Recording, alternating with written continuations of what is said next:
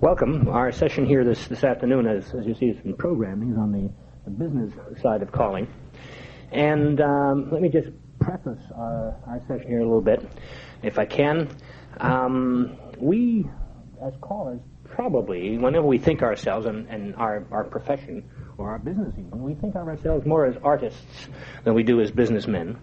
And as artists, we typically tend, I think, to spend a lot more time and a lot more energy and a lot more of our personal adrenaline on pursuing the artistic nature of our business, on our craft, on how to do our job better, and that's certainly appropriate. I've been in the business about 27 years now, and I remember the very first caller clinic I ever attended, just about that far back. And I forget now who the coach was even. I can't remember that. But I remember one of the comments he made was that the minute you accept a fee for calling a square dance, that by definition makes you a professional. And as a professional, that carries with it a certain responsibility, a kind of a built-in duty to conduct your affairs, your professional affairs, in as professional a manner as possible. That statement, I think we've all heard about 1,000 times. It's been a very common statement. It's been, I've heard it many, many times since then, and I don't think anyone here will disagree that it's a very valid statement and remains valid. One of the perceptions that I have had for some time now is that in addition to making you a professional, the minute you accept a fee for calling a square dance, that also makes you a businessman. Or a business person. I don't want to offend any of the ladies here, but to make it easier, I'm going to say businessman, and I mean business us, right? When we take money for doing a job, we are also engaging in a business venture. And that, too, carries with it, I think, a responsibility. And that responsibility is to do your job in as businesslike a manner as possible. And I'm sure these gentlemen here will be discussing these aspects of it in much greater depth than I intend to now. But that also means, if you're going to be a successful businessman, that translates to being a profitable businessman. So some of the things we're going to be talking here this afternoon have to do with the conduct of our business affairs as square dance callers in the most effective, efficient, and hopefully the most profitable way possible. Our skills, our success as a caller depends not only on our skills as a competent caller, as an artist, but also on our skills as a businessman. We have many, many ways of measuring that, but as I've mentioned before, the most effective is, are you making any money? The making of money will usually depend upon two things, maximizing income and minimizing cost.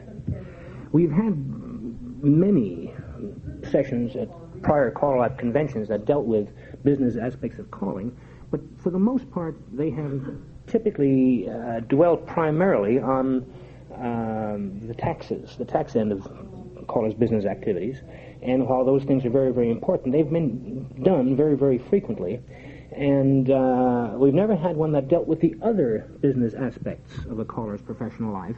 And we intend in this session to deal to some extent with that. This session then will focus on the non-tax-oriented activities that we conduct as in a calling business.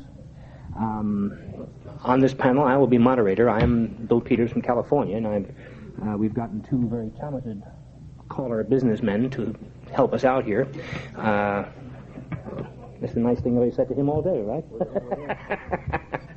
On my left here, immediate left, we have from McCracken, Kansas, Francis Zeller. And next to him, on his left, from Knoxville, Tennessee, we have Ted Frye. And if you like, talented, successful, crowd-pleasing, money-making caller businessmen, I guess they'll do, right?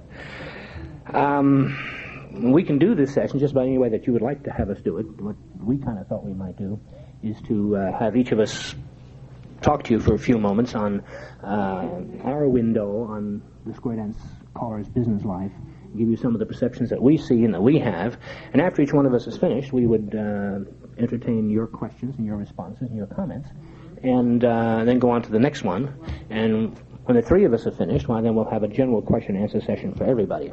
But it is your session, and I'm sure I speak for the other guys. If there's something that we're saying you want to intercede right away, please feel free to do so. We are on tape. We do not have a floor microphone. So what I would ask you to do is to state the question as clearly as you can, and I will try to repeat it for the tape, if that's okay with you. So I think... Francis, you're going to be first, if you would, please. Francis Zeller. Thank you, Bill. The topic, you've all read it, the business side of calling. And calling is a business. For many of us, and maybe all of us, it's an avocation.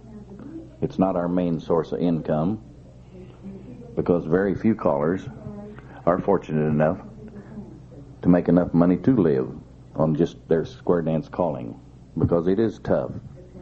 It is tough, and if you aren't a good businessman, you wouldn't make a success of being a full-time caller. There's a lot of things that you must do. As soon as you pick up that microphone and start to be a caller, the first thing that happens is that you are a leader. You're not only a caller, you're a leader and a businessman. And when you're a leader, you have everybody out there on the floor looking at you. So you must be a leader. You're a leader in what you do, in what you say, in how you dress, and how you act. And if you're going to be a successful businessman leader, you're going to have to fill all the shoes that it takes to do that, I think.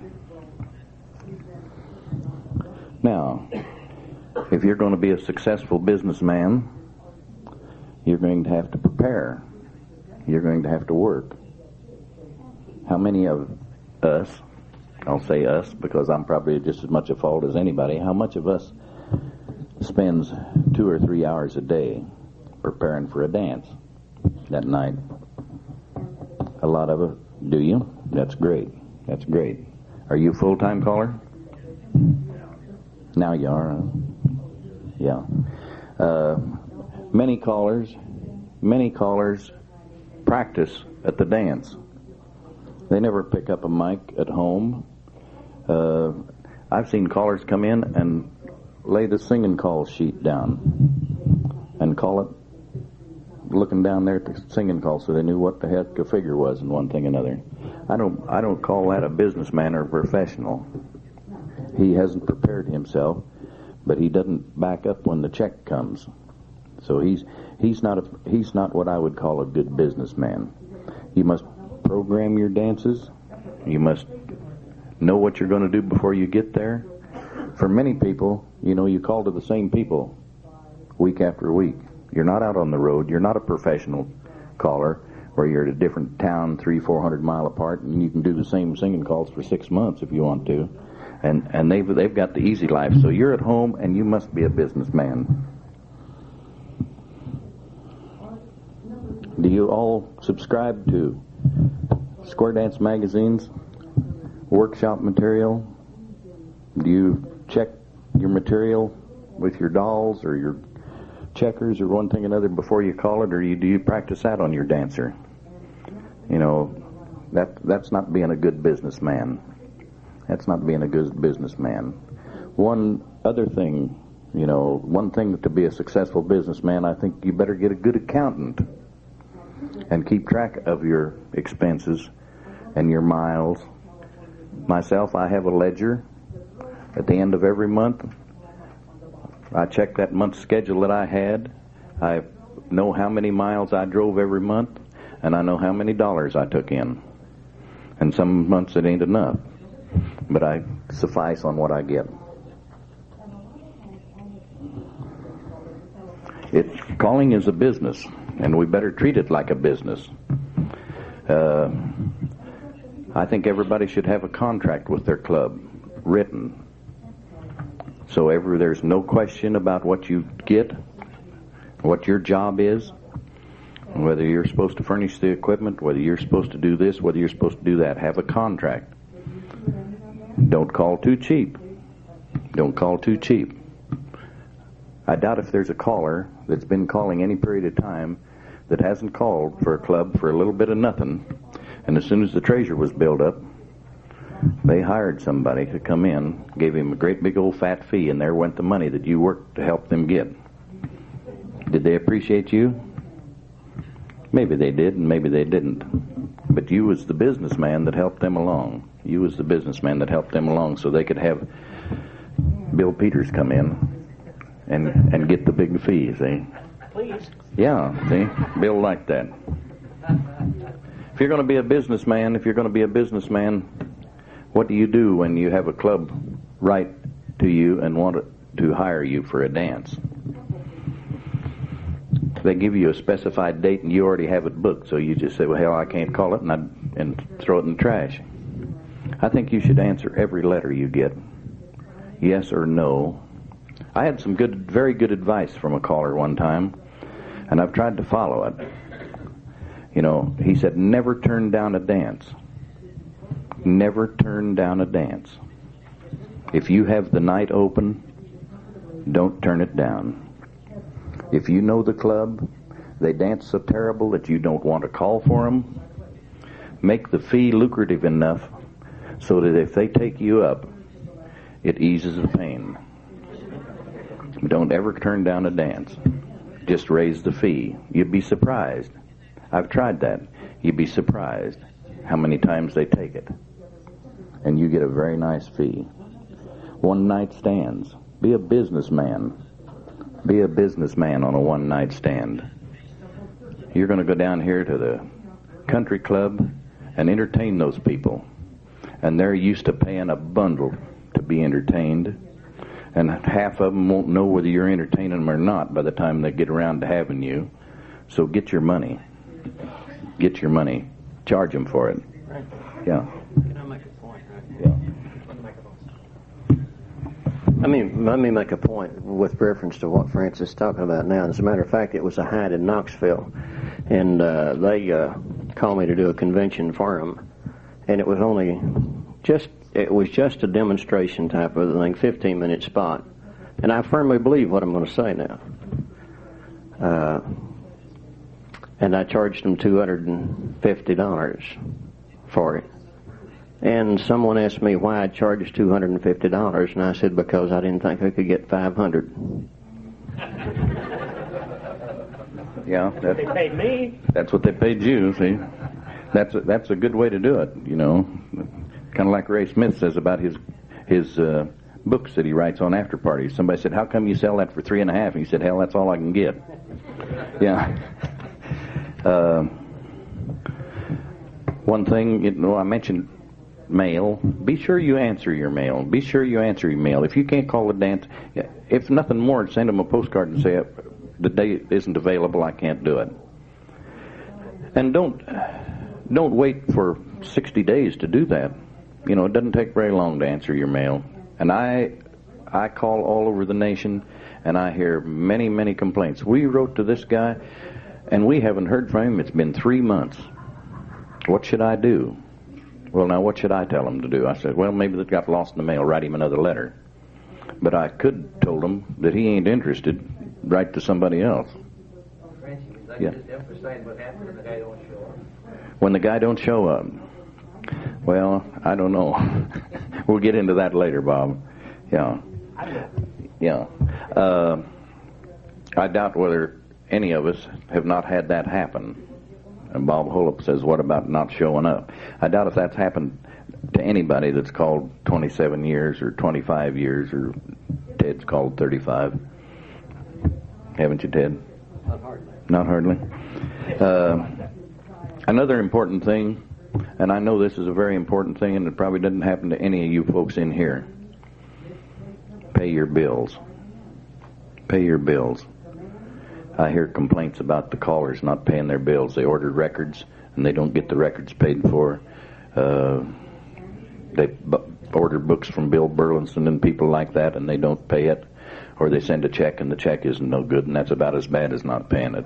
So if you conduct your business in a business-like manner, conduct your business in a business-like manner.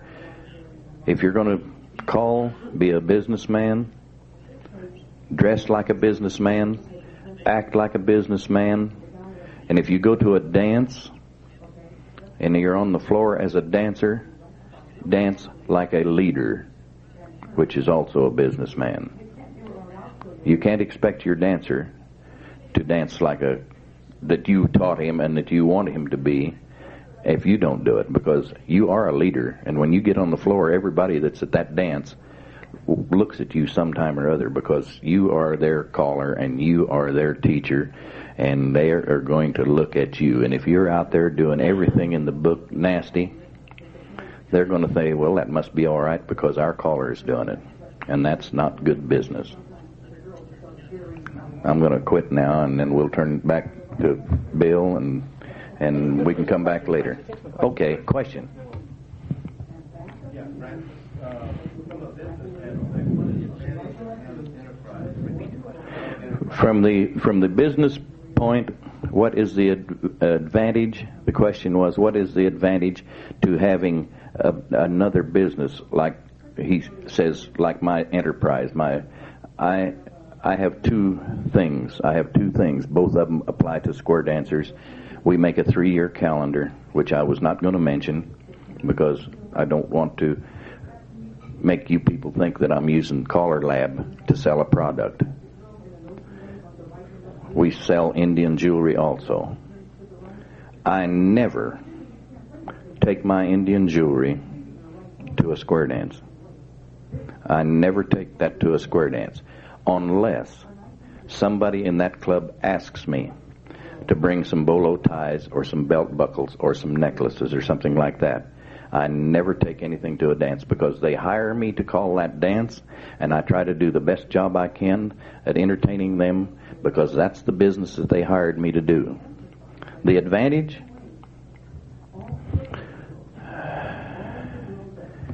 The way I run my business, it hasn't been a big advantage, except that I have some nice bolos, and my wife has some nice necklaces that we got at cost, but all of our profit is down there in that room. I'd just like to comment on that. One of the reasons that you'll see so many full-time callers or professional callers engage in other enterprises is that there very frequently is not enough bucks in just on the microphone. And many of us have found a way to supplement our income and to make it possible for us to make a living from our first love, which is the microphone, calling. And we are then able, and we have somehow evolved. Some people have record companies, some sell jewelry, some have note services, some run magazines, some sell a whole line of square dance products. There's a whole litany of things we can talk about that callers have developed.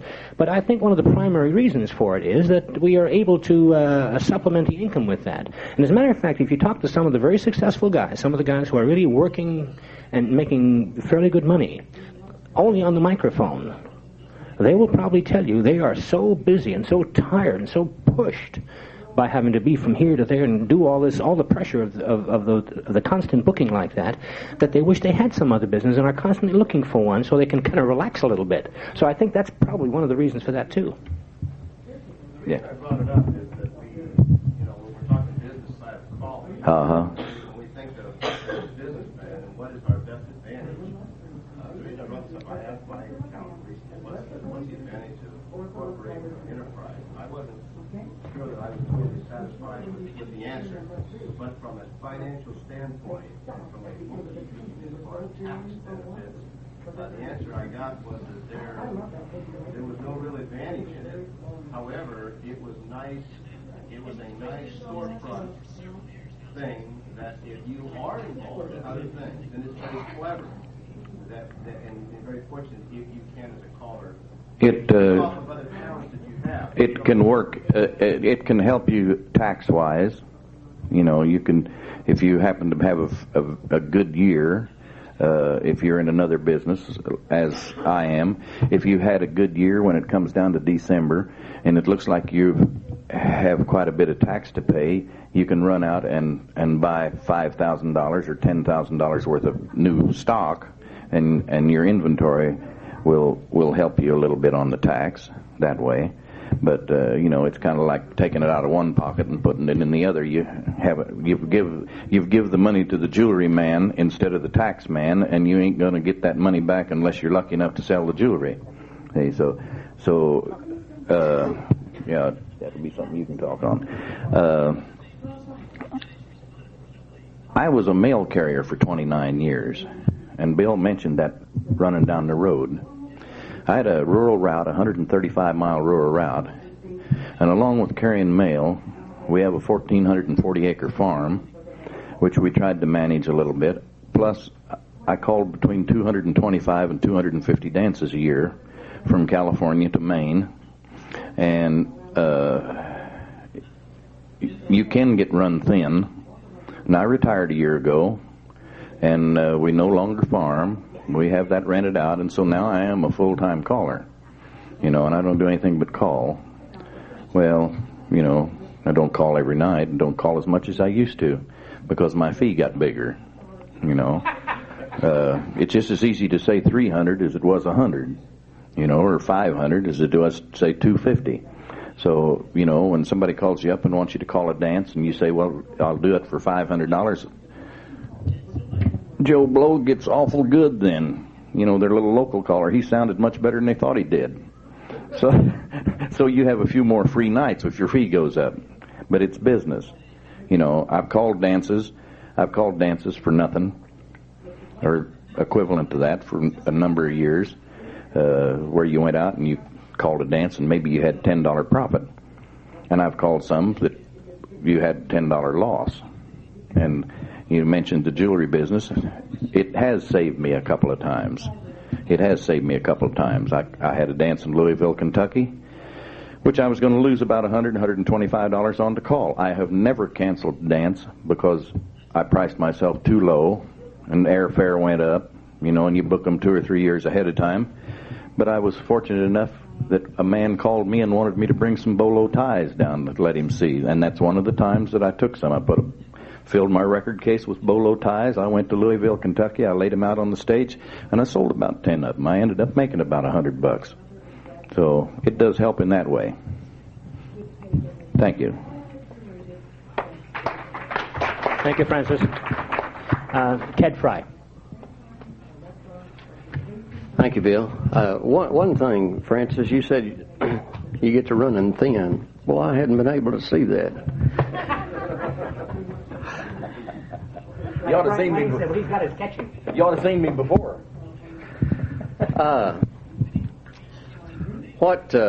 Some of the things I'm going to say here has already been said and touched on. When I was contacted to be on this panel, I've had a lot of problem with really what is the business side of calling. I really have, because it's a very vast, detailed subject, really. And the answer to the gentleman's question back there, the motive for it is money, the business side of calling. How many in here accept a fee for calling? How many do it? Let me see, hands high. How many get paid for calling? How many accept a fee for calling? That makes it a business for you, doesn't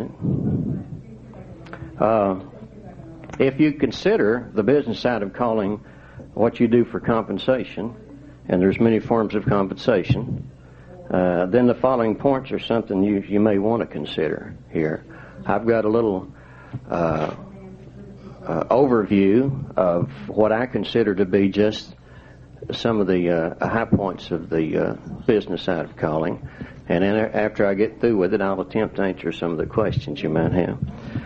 An important aspect from the business side standpoint is that you are self-employed, and the success is determined by your own efforts. Technically speaking, you have your own business, and you need to treat it as a business and exercise as much control over that business as if you were controlling any other business. Often we call for clubs that our dancer run, and now what I'm saying is my opinion, not CALLERLAB's opinion, okay? This is my views and my opinions. This is a partnership between the clubs and the input and behavior that you have, is important really to your success. A professional run club is like owning your own business, something that you're going to do yourself in its entirety, and a dancer run club is a partnership. Now, again, I want to emphasize that we're taking what I consider to be a hard look at the business side of calling. Important items in your local program that merit special considerations are one-night stands, demonstration dances, as we talked about just a little bit a while ago. These are excellent ways of obtaining new business, new members. Other ways of getting new business includes advertising in your local newspaper through social groups, the use of flyers and TV programs. But probably the most effective method is to promote within your own clubs and classes. Current dancers are most effective means for recruiting the students. New people mean new business. Once you have obtained these new people, consider the best way to retain them. And ask yourself, have I devoted all the time, effort, and money to acquire these new class members to build my new business, only to have poor judgment or bad decisions, or only to allow my partners or anyone else to run the new business off? Take the necessary time to train the people properly. Do not allow anyone to run off your new business by encouraging you to teach the new dancers in a shorter period of time than you know is reasonable. Anything less than CALLERLAB's recommendation is unreasonable from the business side of calling, and you will suffer the loss ultimately from the loss of the new dancers. Again, this is my opinion. Consider your area and what 8 people, 1 square, represents monetarily to you or to your partners. In their area, 1 square, 8 people, represents $24 to me. And if the event occurs 1 time per week, that represents $96 per month to me. Considering that I'm in business for myself, if I want to give myself a $500 a month raise, I need to increase my new members by approximately 5 squares or 40 people per event. If it's a weekly event, such as a class, workshop, or a club dance, obviously I can take this same concept and compute it to 2 events per week or 20 new dancers. The point I'm trying to make is this, that you really are in control of your own income in your own area. In most areas, you're limited to a modest admission fee. Therefore, to increase your income, you have to increase the numbers. Set your own goals, and that's what business is. It's working with numbers, doing for a profit. Do this in writing. Work with the numbers to determine how many events per week or how many dancers per event it will take to create the income that you want to make.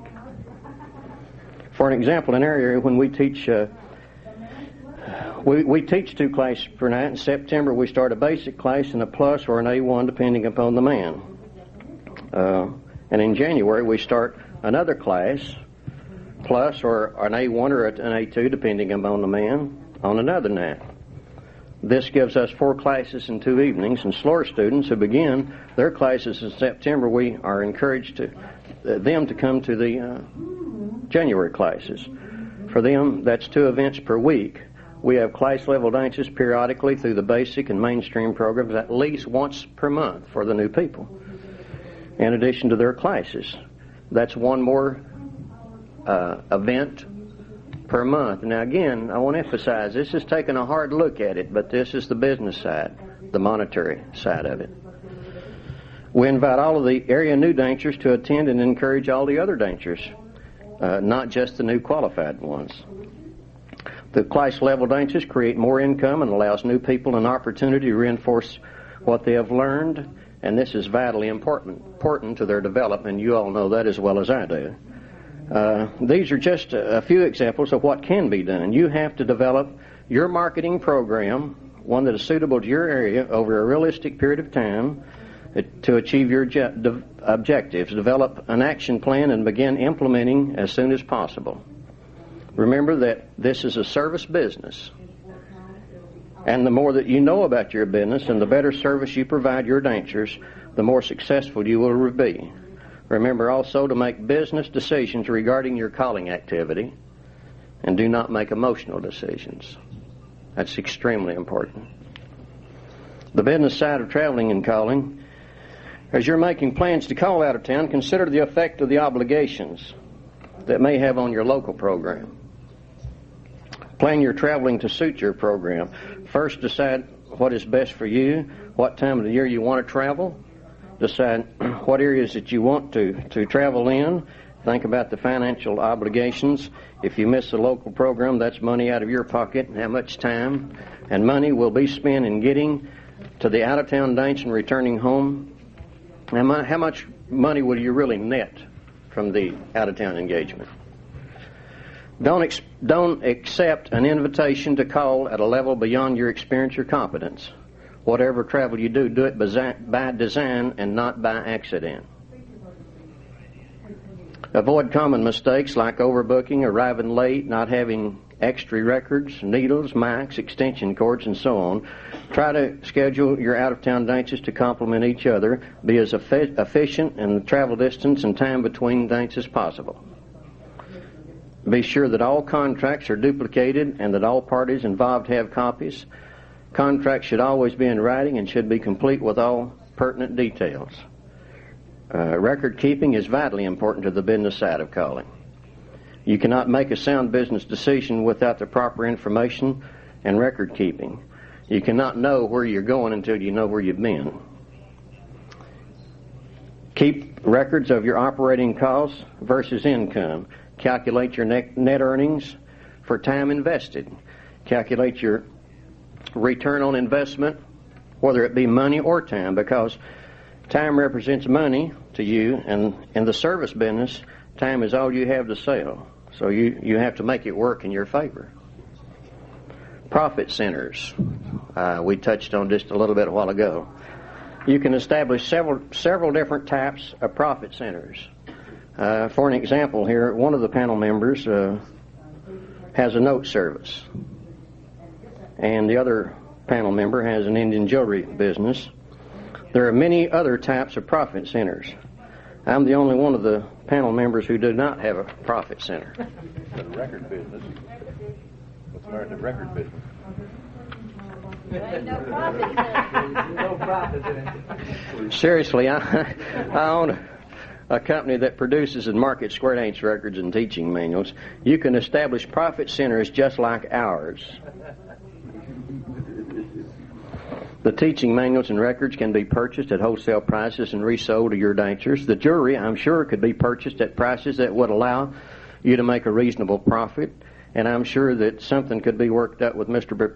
Peters here on a subscription sale. The point I'm trying to make is this, that there are a lot of additional profit centers from the business side of calling. I would suggest that you take the time to sit down and do what I call creative thinking. Make some notes, analyze the numbers, and implement your plan. Another way to establish a profit center would be to get the ideas from the exhibitors' booths at a CALLERLAB or National Square Dance Convention. These vendors are all square dance related and are all obviously profit centers. Just decide what you want to do and do it. I consider this to really be just a very brief overview touching some of the highlights of the business side of calling in the short period. Obviously, we could spend many hours talking about the business side of calling. But running your calling business should be treated as the same as you'd treat any other business you would be involved with. Treat it with the utmost in credibility and integrity. And as far as I'm concerned, the business side of profit, the business side of calling, should be treated just like you would treat, like the Hyatt treats this motel running their business. There's nothing wrong with, and you don't have to apologize for making money doing it. That's what we're here for. That's what we're in the business for.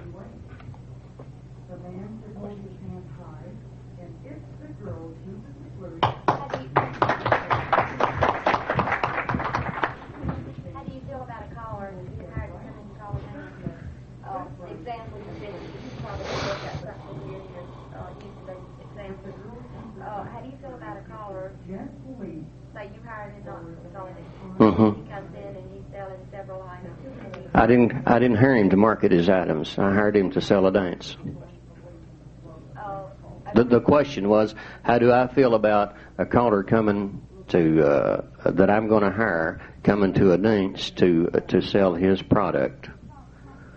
And my answer was, I didn't hire him to sell his product. I hired him to call a dance. I agree, and we're hearing some criticism about this. Anyway, may I come in on that? Yeah. If I may.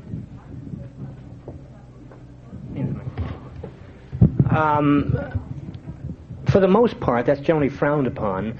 However, another thing enters into that. The same question: how do we feel about someone coming that you've hired to call a dance, who comes in and is going to hustle some products at you, right? For the most part, most of us don't like that. We feel uneasy around that. We feel he's taking advantage. There are some guys, though, who can do that with such good grace, and who are able to do that with in such a nice way that you don't really feel you're being conned or you're being had. Usually, the products he's marketing are worthwhile, and you're getting good value, and as long as he doesn't shortchange you in the dance, and as long as your customers out there are happy, and walk away feeling, boy, that was great. And I've seen some guys, I don't have to mention any names, but I've seen some guys do that. I've also seen a lot of other guys where the dancers walk out feeling very, very uncomfortable because they didn't come to be hustled. And that's the impression you leave. So that it's not a black and white answer. It depends on the guy. If the caller is doing this, don't you think they should be asking permission of the club? Absolutely. Very good point. Yes, definitely. Definitely.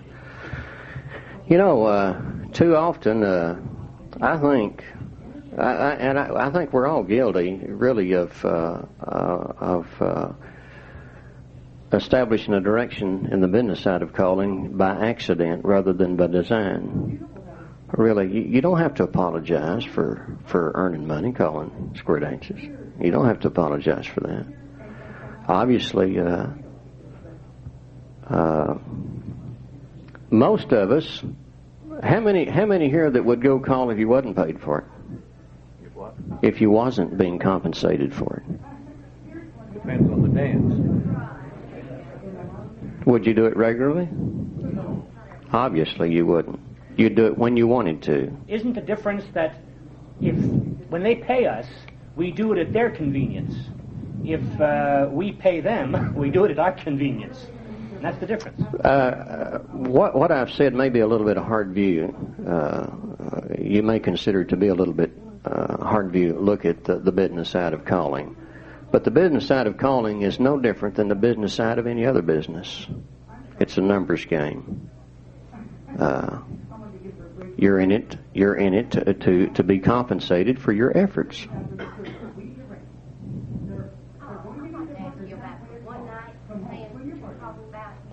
Yes, ma'am. Mm-hmm. Did you use square dancers, or was this just that you went into a place where there were no dancers? I use square dancers. Did you pay them? No. They know that you tell them that you're being paid? Yes. Yes.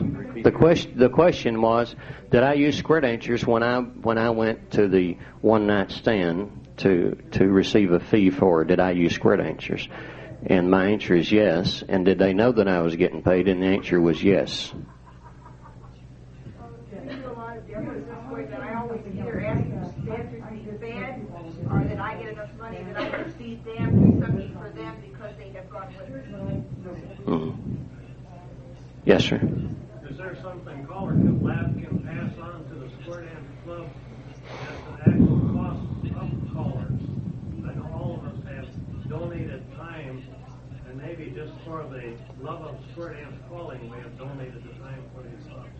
But do the leaders of the Square Dance clubs actually have a value? What we really put into the cost of calling? Is there something called? I'm not sure I understand your question. Well, there's a lot of clubs really say, well, he just likes it, he's got a little record player, and he's going to call for us for nothing. Mm-hmm. And I'm sure a lot of us in the room have done it. I'm sure we get paid, maybe get paid some big fees. But a lot of us get paid, just for running their clubs, especially our hometown clubs that we started. Well, how you run your own business is your business. You can do it, as for little or as much as you want to. That's the point I'm trying to make, is that...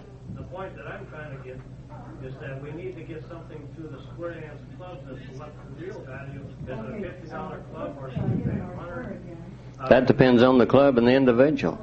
I think what he's trying to say is, what he is saying, or what the way I interpret it is, how can we educate square dancers and square dancers? Hopefully by starting what we're doing here right now and really getting to the meat of the problem, what is the business side of calling, and not side-skirting the issues, really, hopefully. Let me respond to it real quick. I think your question, what can CALLERLAB do? And the answer is, we can't put a dollar value on it. That would be totally unfair. We could not do that. It's also very, very difficult, because much of what you buy from a caller is box office, is his draw. How many tickets can he sell, or can you sell when he's coming to town?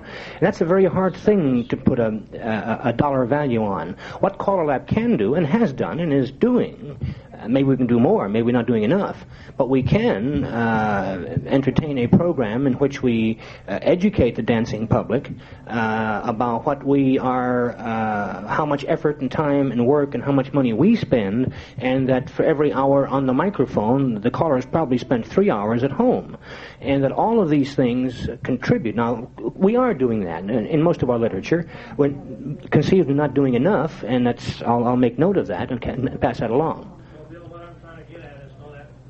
Say that new president comes into these clubs, and we're here calling to save $50 a night. He's not a guy, I can get one for $10. Well, then, Ted's point, and I agree with this, CALLERLAB sure can impact that. If he can, he's entitled to find that $10 caller, and he's going to get value received. Yeah, he get $10. Absolutely. Free enterprise. He'll get a $10 caller. That's exactly what he'll get. It's called free enterprise, yeah. Enterprise is what it's called. That's the point I was going to bring up. I run into it because I do a number of one-night stands along with my program, and I constantly get this. In other words, you collect your fee, X amount of dollars, and they say, well, I can get one for $50. Let him get it. He knows what he's There is another factor to this. We're talking really about contract negotiation here. Let me just make this one point, and then you're next, sir.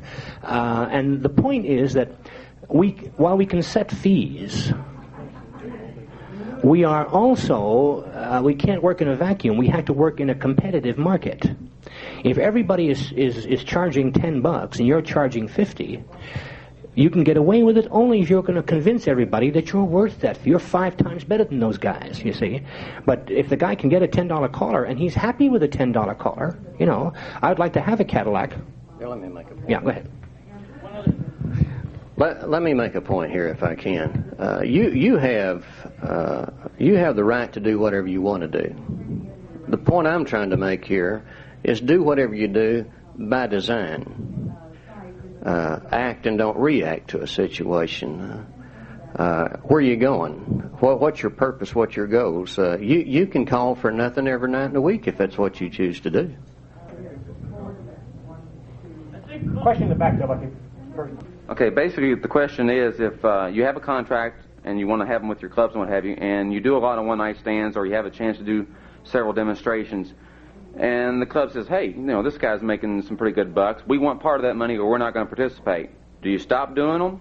Or do you start going to the people and saying, hey, I got to have extra money because my club or my dancers want part of that money? I'll tell you how I would handle it. I can respond.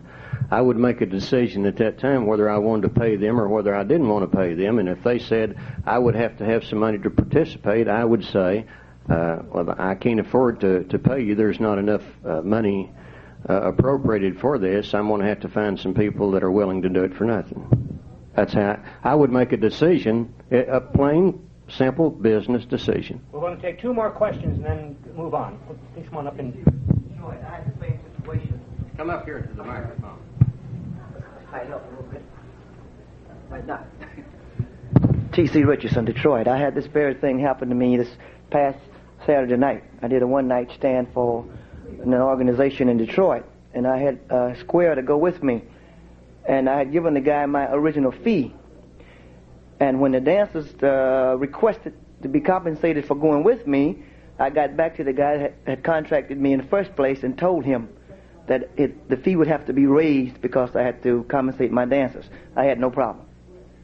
You were lucky. I was lucky. You were lucky in an error, in my judgment. One more, Lucky. My comment... Up here, Lucky. Answer. Well, it's not a good comment. Quick. In answer to his, I think CALLERLAB is doing something in that area, but by having now taking part in the national conventions, possibly you can put it down as notes that they can maybe make a little more emphasis on it. But I think by the fact that CALLERLAB is now very actively participating in the national conventions, I think that some of that is happening. People are becoming more educated. I don't think that CALLERLAB can do anything, my personal opinion. I don't think CALLERLAB can do anything about fees. After all, there's at the very maximum, there's 20% of the callers in the United States that are members of CALLERLAB. We're not unionized. We're not having anybody take fees from us for giving us rules and telling us what fee we have to charge. If you want $50 to call the dance and somebody else will do it for $35, that club's got the option to hire that other person. If you want $100 and they can get somebody for $75, they've got the option to hire somebody else. You've got to work out your own price with your own people and go from there. CALLERLAB can't do anything about quoting what your fee's going to be. Just one final comment from me. When you consider the business side of calling, do just that.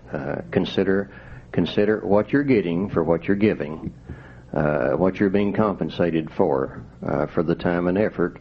Figure the return on your investment, whether it be monetary or time. Do whatever you're doing by design and not by accident. Have some sort of goals that you want to accomplish in the next 6 months or 9 months or 12 months or whatever. This may be a little bit hard view of it, but in my judgment, it's a very realistic view of it. Thanks, Ted. You might be interested to know, one of the things that's come across to me here, that one of the things that I picked up on this, and I just made a note here to talk to the executive committee for next year's convention. I detect a very strong interest in the overall subject of calling fees and calling contracts. And it seems to me that would be a very, very appropriate interest session for next year's convention, to limit it to just that very specialized subject. I think that'd be fascinating, and I will pass that along. I'd like to go on from here, if I might, and maybe look at this whole business situation from a little different vantage point. I began a little while ago, at the very beginning, by noting that we are indeed, and these guys have both borne it out, we are indeed businessmen when we do this. The view that I see of this is that, like any other business, we perform the same functions and have the same responsibilities and the same requirements. In any business, there are usually 5 steps. You design and develop your product or service, whatever that is. You manufacture, produce, or vend that product. You sell the product. You deliver the product to the customer. And with a little bit of luck, you're going to make some money at it. We've laughed at that here a couple of times, but that's what we're talking about. That's exactly the name of the game. I was very interested to see that most of us still raised our hands when we said, would we still be calling if we didn't get paid for it? I'm sure that's true. I'm sure most of us would. I think we are primarily in the thing because we enjoy the activity. That's one of the things we really like to do. And, well, hams, egotists, whatever you want to say, we're performers. We have that in our psyche. That's what drives us to this microphone in the first place. And I think it would be foolish to deny that, to say that that's not so. But it's also nice to be able to make a buck at it, and that's one of the things that we are certainly looking at. But like any other businessman, we must participate in all those functions. In most businesses, the functions are performed in a variety of ways. They usually have a department, or a section, or an operating division, or some little unit where they isolate, this unit is going to be responsible for this part of our responsibility, this one to do that. And so we have a production department, a manufacturing department, an accounting department, a public relations department, a sales department. You name it, they've got a department for it. Well, we perform all of these activities in just the same way, do we not? Or we can, and we should. And I think that's one of the viewpoints that I have that I think it might be worth talking about.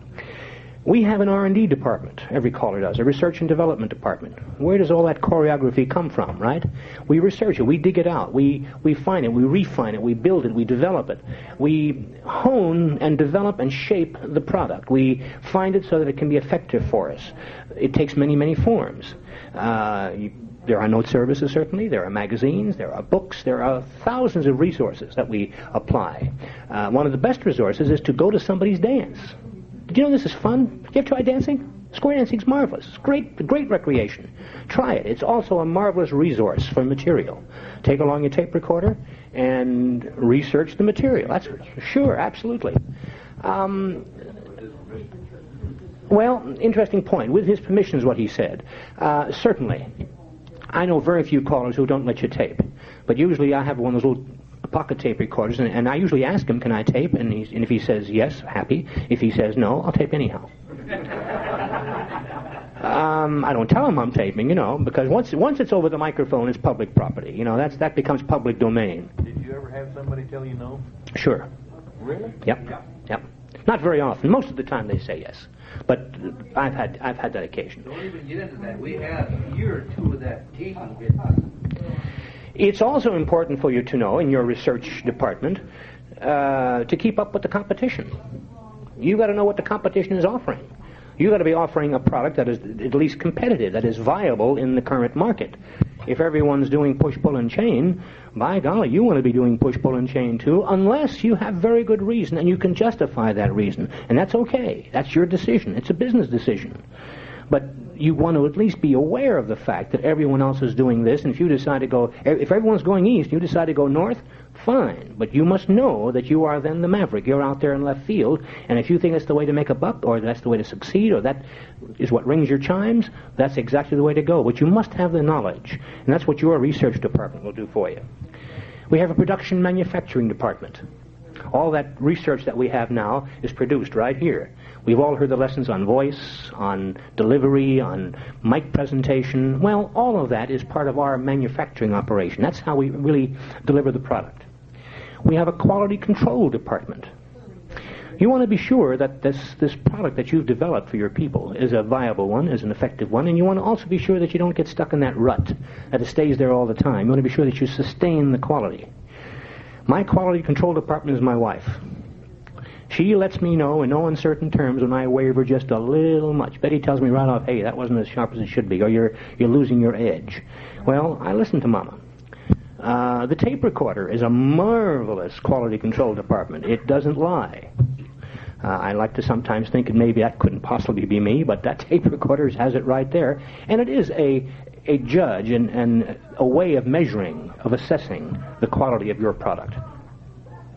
We have to sell the product. We've talked about this many, many times in prior conventions, but that's also a very, very important part of our business activity. Usually a sales department, any other business, will take three forms. The generation of new business, and in our business, that's recruitment, isn't it? Bringing in new dancers. And there are many, many ways to do that. But that's part of our business responsibility.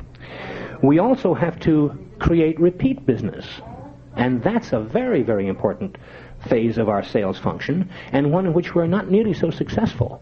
We frequently have a lot of success in bringing in new business, but to keep the ones that we have and to keep them ordering that same product over and over and over again gets to be a little tough. Well, we have to do some thinking about that. The generation of repeat business is a vital function of any sales department. It's a vital function of our sales department. And finally, we have a sales promotion or public relations department. That's a very important thing. We, as callers, we're frequently asked, we are frequently required to serve as the spokesman for square dance activity in your community. Some of the demonstrations we've been talking about here, they contacted you, they're prepared to pay you for it, but they recognize that you are the spokesman for square dancing in your particular community, and they're looking for you for that kind of guidance and leadership. Well, that's also, every time you get into the public eye, you are on public display, and what the public sees, you will represent their image of square dancing. Well, that's also a way of developing business and developing sales and keeping our product's name in front of our public. So we have a sales promotion and a public relations department just as well. We have to deliver the product, and in most businesses, that's a distribution department. We have that. Sometimes it's our automobile that distributes this product to our various distribution centers, to our various markets. This is a distribution product. My manufactured product comes out of here and is being distributed through wherever those speakers are, out to the audience. That's a distribution function. And I'm belaboring the issue a little bit here by making some very obvious comparisons, but if you think about those in terms of what a businessman really does, we do the same thing. And finally, we have to make money. As I mentioned earlier, the key to that is to maximize income and minimize cost. We've talked a little bit about maximizing income. I think we should be, with a clear conscience, feel that it's appropriate and proper to charge whatever the market will bear, whatever we feel our product is worth. This laborer is certainly worthy of his hire. I believe that very, very strongly. I am aware of my competition, and I don't want to price myself out of the market, but I also decide when I think I've got an edge over my competition, if I do, and I price myself accordingly. But that maximizing of income is a very important part of it. Certainly the note services and the books and the caller schools and the other support peripheral businesses that I operate and conduct serve to maximize income, just as the Indian Jewelry does and Square Tunes does in his books does for Ted. But that's part of the maximizing the income thing. That's certainly one way to generate more profits, and the other is to minimize cost. We can do a certain amount of that. I rather doubt that most callers do as much of that as we should, or as we could. I'm a thrifty shopper. I'll go 10 blocks out of the way to buy gas 3 cents cheaper. I try to amortize much of my travel over as many income-producing dances as I can possibly find. If you look hard, you'll find many, many areas and avenues in which you can do that. We have to protect ourselves. We have security departments, which involves insurance. You can shop for insurance. There are many, many ways you can minimize cost. So that balance then, the less money you have to pay out, the more money you can make in, is indeed what's going to produce the profits for us. And in that sense, and in that regard, I see our business activities, in addition to the taxes, as one of the major ways in which we function, which we operate, as any other businessman does. And I don't think we have to feel that's a crass, hard look at it. The very fact that we are performers and in effect show people and have that kind of mentality and that kind of personality should not enter into it at all. We would do this anyhow, to be sure. But we also enjoy what we do, and there's no reason why we can't make some money at it. Now we'll entertain some questions again. Anybody? Any area? Any subject? Yes, sir. Joe, back at the pricing that you're charging, maybe CALLERLAB could do this somewhere in the future. Maybe they could send out a questionnaire without having anybody put their name on it or whatever, asking 2 or 3 different questions about, maybe in California, let's say, in your area.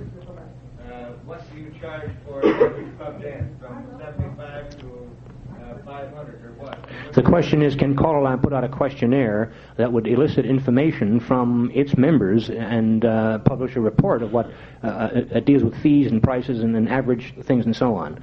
Yeah, to go on a little further, if you want to go check for gasoline prices, you can go down the street and find this out, but it's pretty difficult to find out what other callers are charging for their services.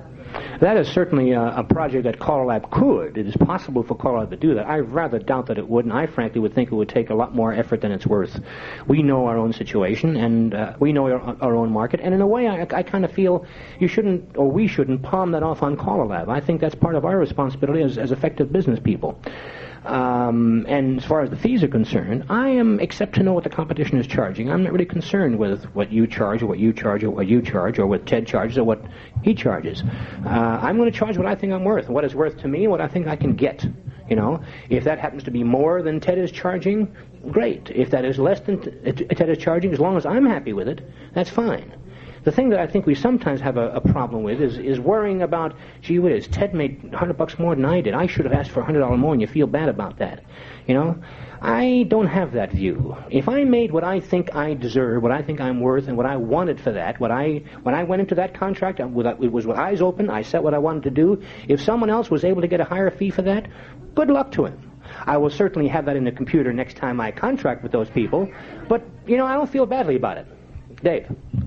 Bill, the only thing that I'm thinking about that is that a lot of times our clubs, they're not clever enough to know what the market is. They have made contracts with callers to come in and do their hoedown. I'm not talking about the workshop, because we know what the workshop rates are, and we feel comfortable where we are. It's the hoedown fees that sometimes our clubs get into a bind, and they made this contract with a caller, and he comes in and he set his fee at X, maybe minimum, and 175, 180, whatever. 50% of the gauge. Some of the guys are asking 60% of the gauge.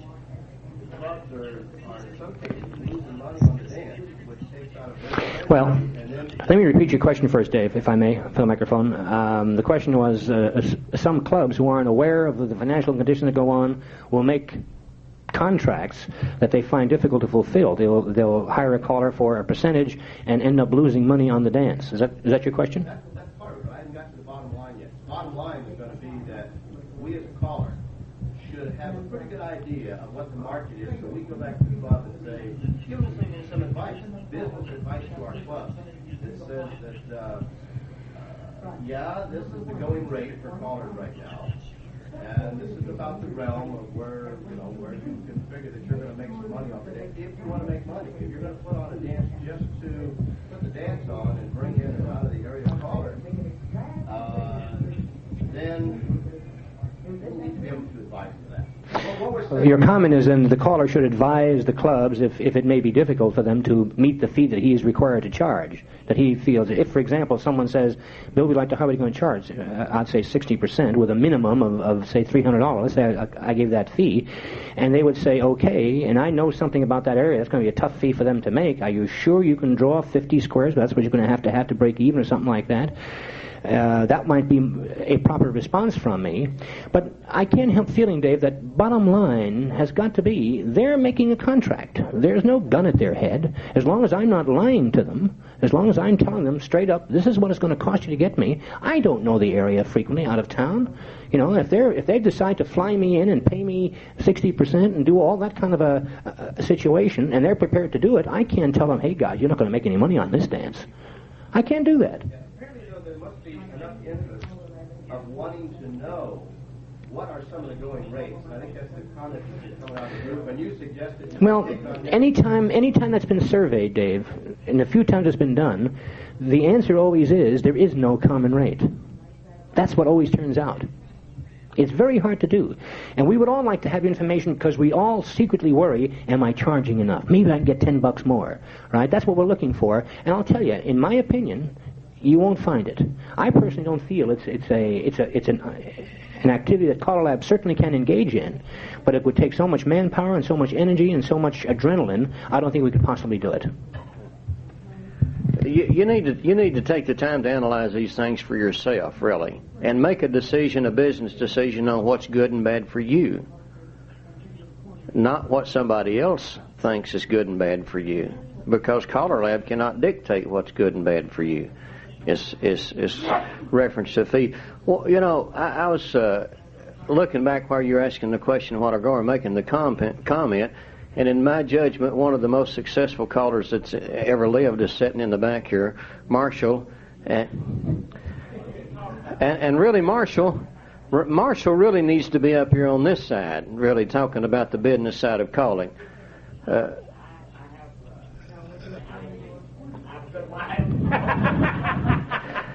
Exactly, but the fee that Marshall could charge and the fee that I could charge or you could charge is entirely two different things, and that's a business decision between the caller and the people that's hiring him have to make based on the information that they have, and it's their responsibility to seek the necessary information to make the decision with. I guess the only concern is not pricing ourselves out of business. I know what the rate is in my area. I'm very much up on that. I know what I can charge.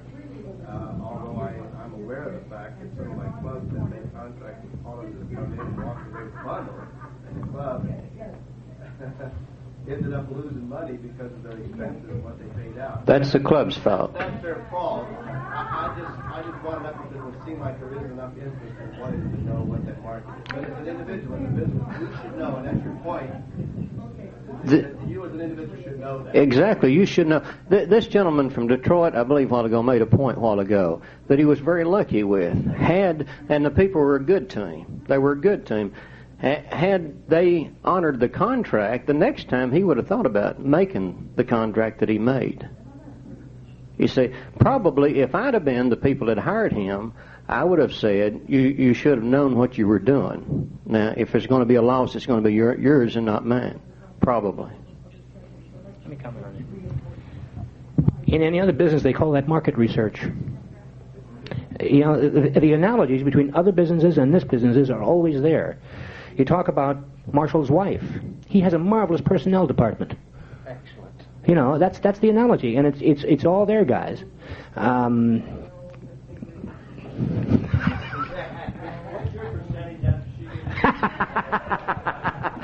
That's called manpower.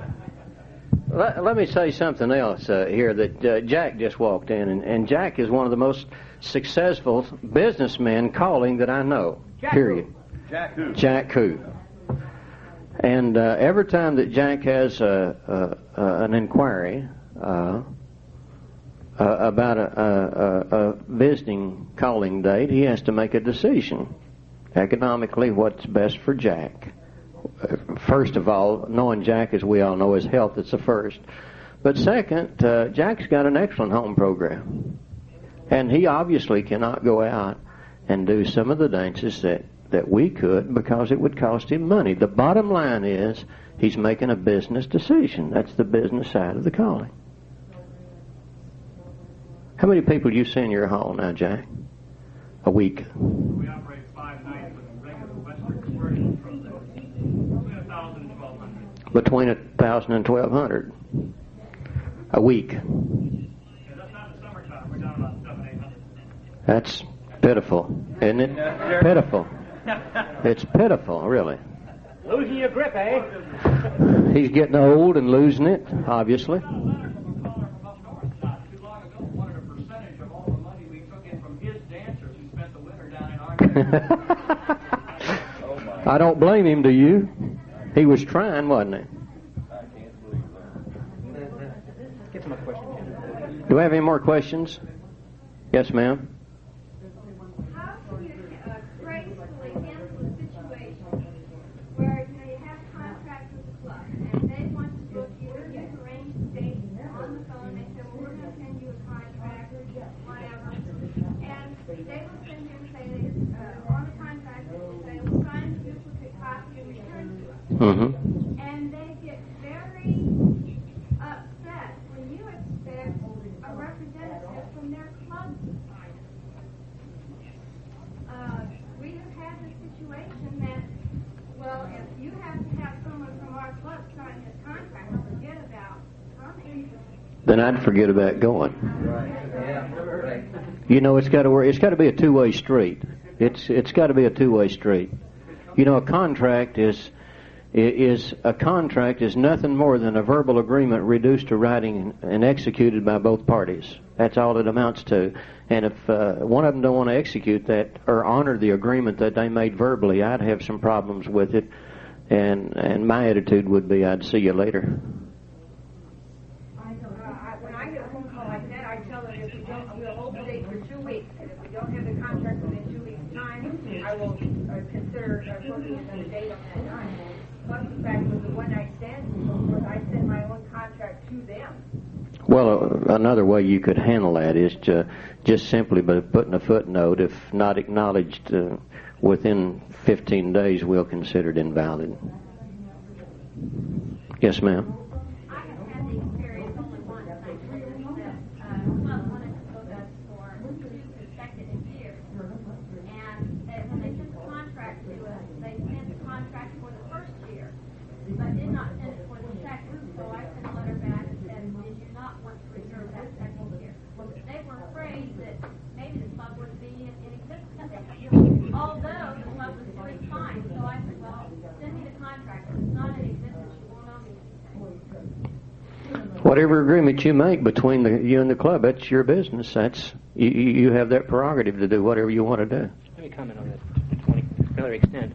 Another aspect of that we're hearing a lot about, or we're hearing rumbling about quite a lot, is that a contract is made 2-3 years down the road, and something happens as happened a few years ago. The airline fees go up, something like that, and the caller asks for more money.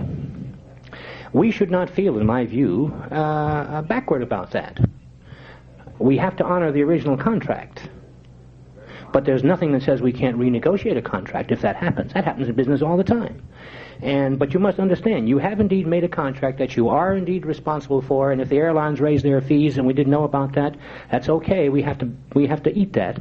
But there's nothing wrong that says, listen, guys, the airline raised the fees. I really can't. It's tough for me to make it. I'll come if you really insist. But wouldn't it be nice? Wouldn't it be better if we'll get enough people? You know, we can do that. Jack.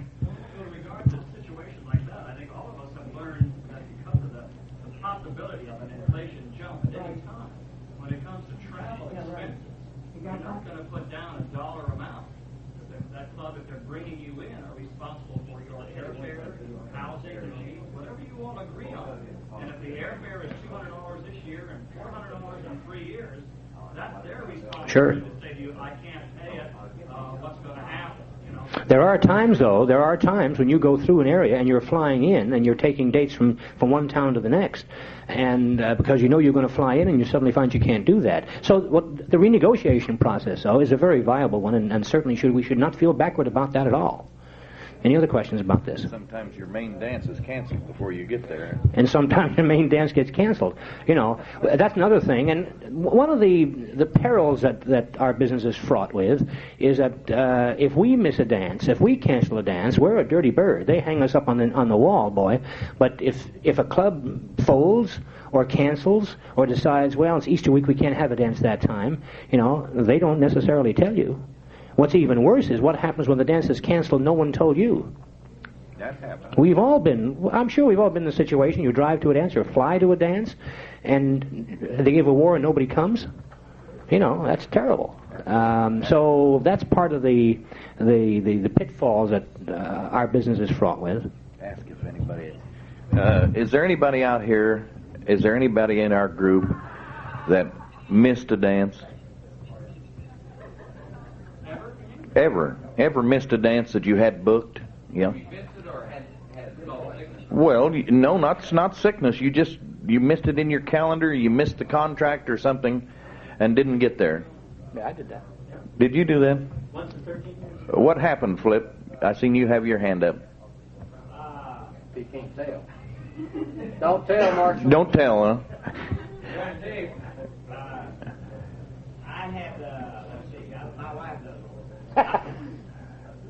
Paducah, Kentucky, I used to do after I done a weekend trip in Indiana. Well, one year, whether, I can't remember exactly the circumstances, but anyway, whether we had, I guess we did have a little, but my wife Missed it. well, she thought it was the next year. Uh-huh. So I'm doing this Livingston weekend, and some folks from Paducah there said, we'll see you. We'll see you Sunday. And I said, I think I'm going to Kokomo Sunday. No, said, we got flyers, you come to Paducah. So, man, I get on the phone, and he said, you're going to Kokomo. Well, Yeah, I'm going to Paducah. And so Bobby Dillon. you found out quick enough ahead of time, though. That 2 days is quick enough. that's quick enough. Yeah, that's quick enough. That's quick enough. Bobby Dillon did the dance. Uh-huh. And then the next year I called the free dance. But I know it happened to me not too long ago that I called a dance in western Kansas, and I was supposed to have one in northeastern Kansas. I don't know what happened. It just happened. And they were very unhappy about it. And when I got home the next morning, my daughter-in-law called me, and she says this lady called and was very mad, and you're supposed to call her. So I thought if she was mad, you know, I might as well not call her. But she called that evening, and she was very mad, you know, because I didn't make it. And I said, well, did you have a dance last night? And she said, oh, yeah, we had a big dance. We had a big crowd. And I said, well, there was a caller there and you had a dance? Oh, yeah.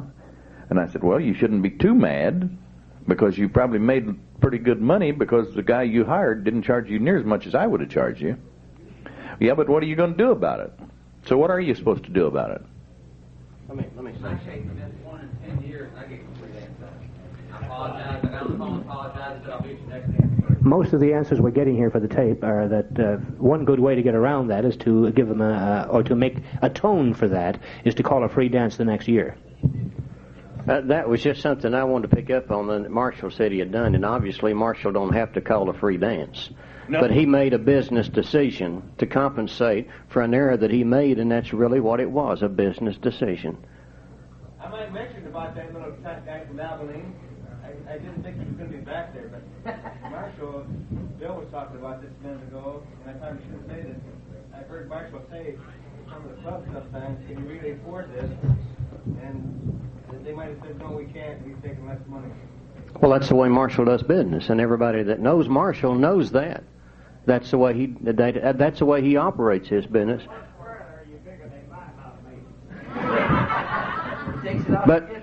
But Marshall, he operates his own business by design, not by accident.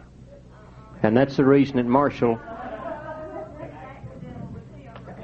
No, it isn't. That's the reason Marshall has been successful in his business venture. Dee's got a question there, I think. Dee?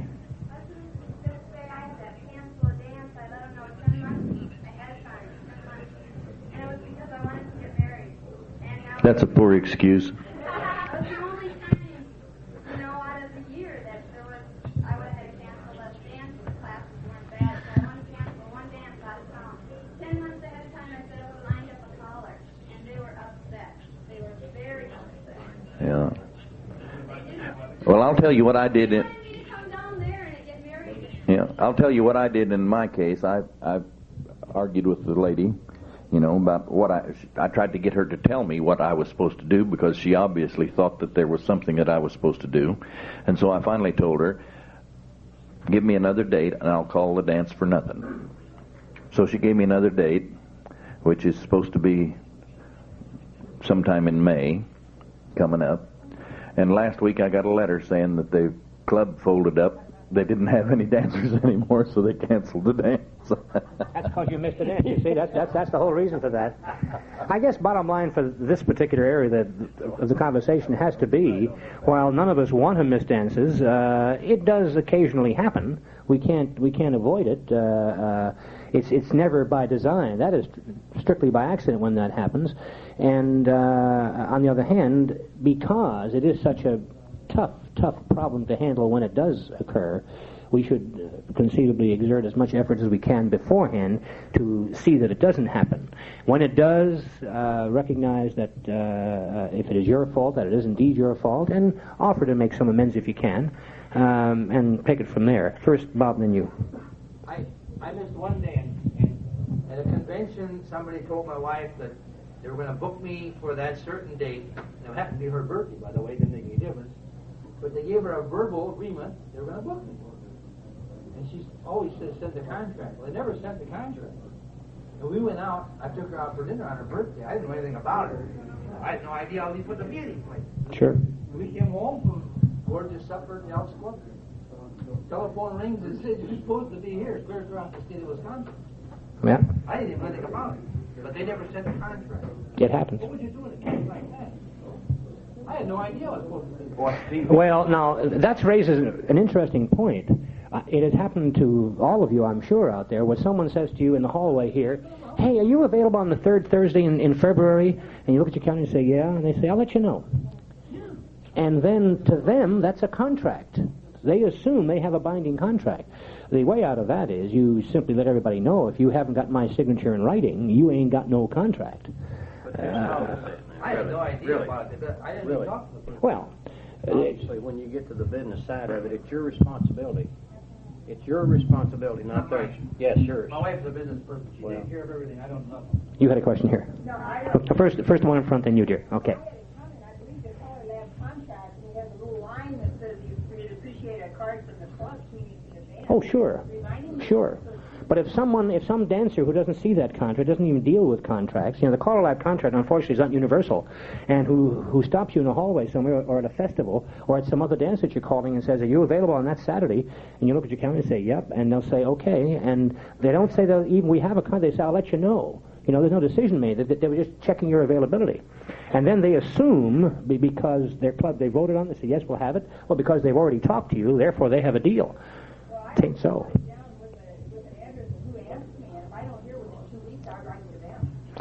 Well, sometimes you don't even know who they are. Yeah. The responsibility the caller does have in that situation, though, as if you tell them when they say that, okay, I'll wait for your contract. If I don't get it, we don't have a date. I'll have as soon as I get your contract, we'll have an agreement. Sure. Yeah. Fine. Great. Oh yes, we learn if we sit on that hot stove, we're going to get our fanny burned, and we don't do that no more. Sure, absolutely. Anything else? I hear a motion back here. We adjourn this meeting. All those in favor?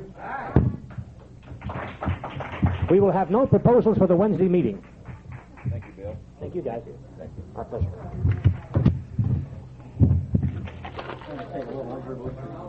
Oh, yes. Recognize the name. Sure. Good to see you.